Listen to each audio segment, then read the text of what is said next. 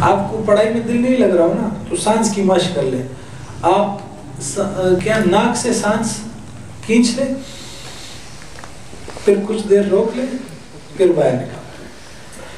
ابھی شروع نہیں ہو جائے. اس طرح کرنے سے تھوڑی بہت آپ کی تھوڑا جسم وغیرہ ٹھیک ہو جائے گا. اور دوسرا, حسین تصور ذہن میں لائیں. آپ ٹینشنیں زیادہ نہیں لیں. جو بار بار پریشانی آ رہی ہے اس کو زیادہ نہ سوچیں. پریشانی کو ختم کرنا ہے, اس کا ایک حل ہے, اس کے بارے میں سوچنا چھوڑ دیں. اس کو پرچی پہ لکھ لیں اور کہے کہ یار آپ کے بارے میں ہم سوچیں گے, فی الحال تو ہم کورس کر رہے ہیں, اس کی طرف ہم توجہ دیں. وہ پرچی میں رکھ کے اپنے پڑھائی پہ توجہ دیں.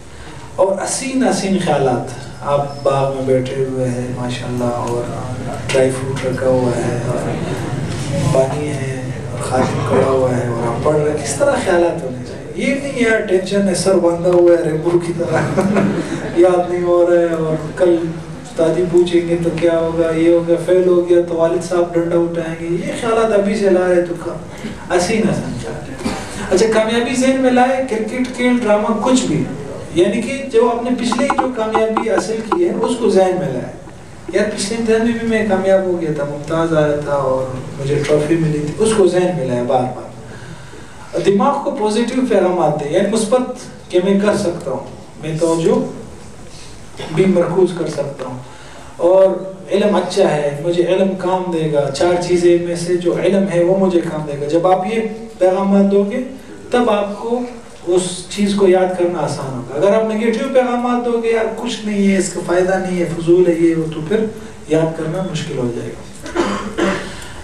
اچھا, ایک یہ ہے کہ آپ کا دل بالکل نہیں کر رہے پڑھا تو سانس روک کر آپ پڑھنا شروع کرتے ہیں. اصل میں ہمارے جو دماغ ہے اس کو آپ تھوڑا سا ٹوسٹ چاہیے نا, ہر چیز میں جدت چاہیے.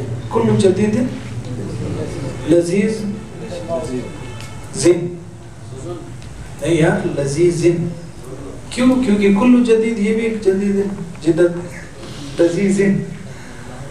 اچھا, آواز کو ریکارڈ کرے, آپ اپنے جو سوالات کی جوابات ہیں اس کو ریکارڈ کر لیں, بعد میں اس کو سنیں, اس سے بھی بہت اچھا آپ کو یاد ہو جائے گا. نعتیں ہمیں کیسے یاد ہو جاتی ہے؟ کیونکہ ہم اس کو سنتے ہیں تو یاد ہو جاتی ہے. اچھا, ہر نماز کے بعد یا حافظ یا علیم یا قادر یا شافی پڑھیں, اس سے بھی آپ کو کیا ہو جائے گا,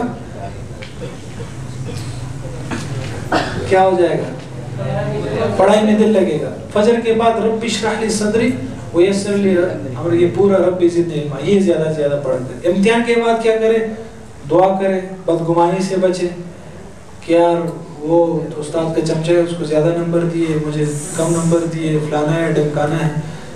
اچھا, امتحان کے بعد اپنے دوستوں سے پرچے کے متعلق گفتگو نہ کریں. یار تم نے اس کتنے سوال کیے تھے, تم نے کتنے کیے, وہ بتائے گا میں نے تو یہ لکھا ہے, اس کا جواب تو یہ, وہ ٹینشن, کل کا پرچہ بھی چلا جائے گا. بالکل بات نہ کرے, آ کر سو جائے. امتحان کے بعد دعا, امید, یعنی دعا کرنی چاہیے, امید رکھنا چاہیے. حسد سے بچ جائے, یار کہ اس کی پوزیشن کیوں آتی ہے بار بار, میری کیوں نہیں آتی. اور استاد سے بدگمانی نہ کرے. رضا بالقضا, جو ہو اس پہ آپ راضی ہو. کورسز مختلف کتابیں پڑھے, چھٹیاں ضائع نہ کریں. تبلیغ میں جائیں پر وہاں اپنے ساتھ کتابیں لے جائیں. جہاں بھی چھٹیوں میں آپ کیا کر لیں, اگلے سال کا جو پڑھائی ہے وہ پہلے سے آپ تیار کریں. پرچہ دے آنے کے بعد بالکل مختلف کام کریں, فریش ہو جائیں. پرچہ دینے کے آنے کے بعد فوراً ایک دم پڑھنا شروع نہ کریں, کچھ مختلف کام کریں. کچھ دیر گپ شپ کر لیں, کچھ دیر کھانا کھائیں یا تھوڑا سا پانی پی لیں, 5-10 منٹ, زیادہ سے زیادہ 15-20 منٹ. اس کو کھینچنا نہیں ہے کہ مفتی صاحب نے کہا کہ مختلف کام کرے تو ہم چکر کھیلنے, لوڈو کھیلنے بیٹھ جاتے ہیں. ہاں, 2-2 میچ, 3-3 میچ, 4-4 میچ, مختلف کام ہے نا, تو یہ نہ کریں. اچھا, یہ ہو گیا آپ کے امتحان کے بعد کیا کرنا ہے, یہ سب کچھ ہو گیا. اب اس حوالے سے کوئی